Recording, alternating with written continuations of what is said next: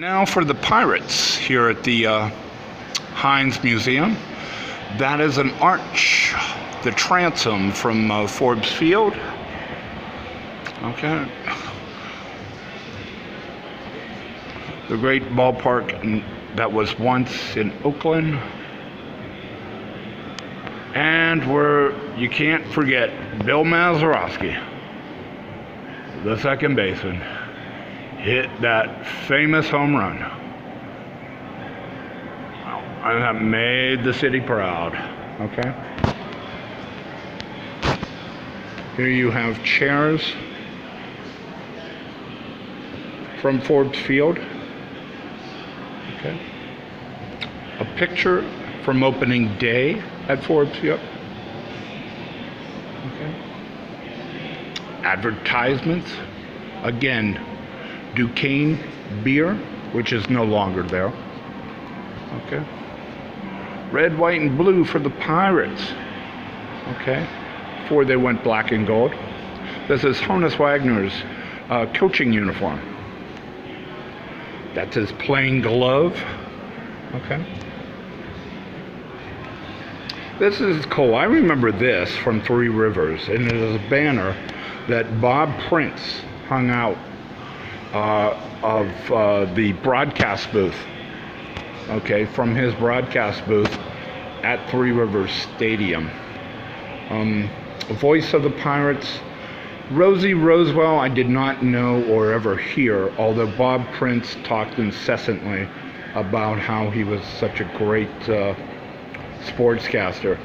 But in my time, in my life, there was no better than Bob Prince, and you know, he came up with slogans and that just amazed me. Okay, a tape recorder used for pre-game and post-game interviews. Okay, and like Myron Cope, he came up with his own kind of thing there. He came up with the green weenie, okay?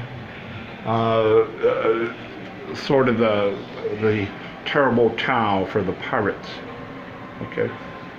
But he was a classic. The national broadcasters, stations wanted him, but he just wouldn't do it. I think he tried once to go national, but just couldn't do it. Okay. Here is the pitching rubber from the 1960 World Series. Okay. At Forbes Field, the pitching rubber. A ticket from opening day at Forbes Field.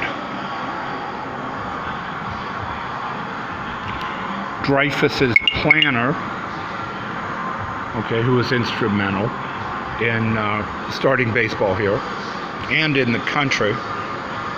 Pie trainer, autograph, tickets from the 1925 World Series.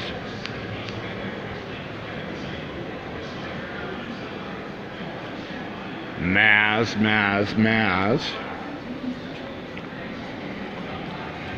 Willie Stargell's first baseman's glove. Okay. And I forgot about this. Again, I'm thinking morbid and I'm thinking dark, but they had a Roberto Clemente Day here, in which they honored Clemente when he was alive, to honor his contribution to the team and to the city. And that's a letter he wrote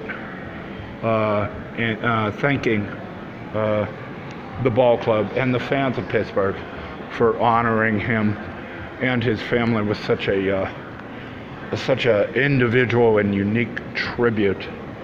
Okay.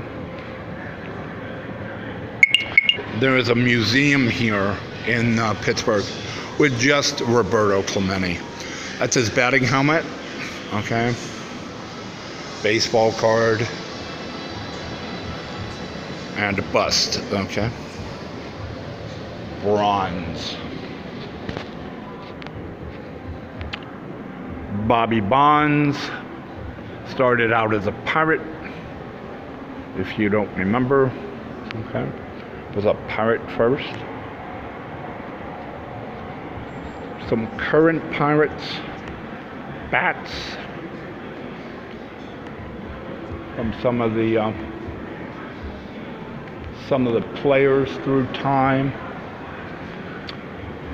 And then you have in Pittsburgh, you have the Negro Leagues.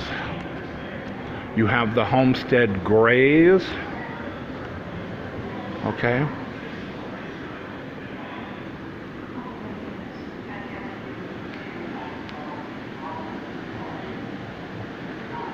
Players quite comparable to professional, and not base, if not, far superior. Satchel Paige's glove.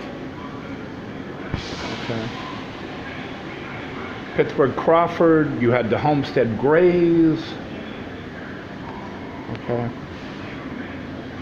And this I didn't know until today. This is Greenlee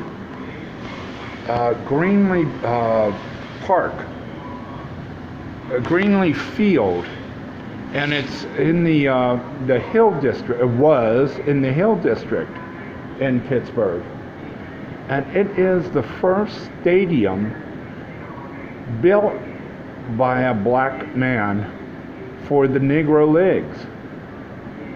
I didn't know that. It's called Greenlee Field, and it was it hosted teams like the Crawfords and the Grays, Josh Gibson, Satchel Paige. And here's the kicker too. Not only did you have a field with stands and everything, there were lights in that ballpark. Is that cool or what? Finally, leaving baseball for a moment, we'll finish with a little touch of golf and Arnold Palmer. Okay. Okay. Oakmont Country Club hosted the U.S. Open. Arnold Palmer changed the game of golf. Okay.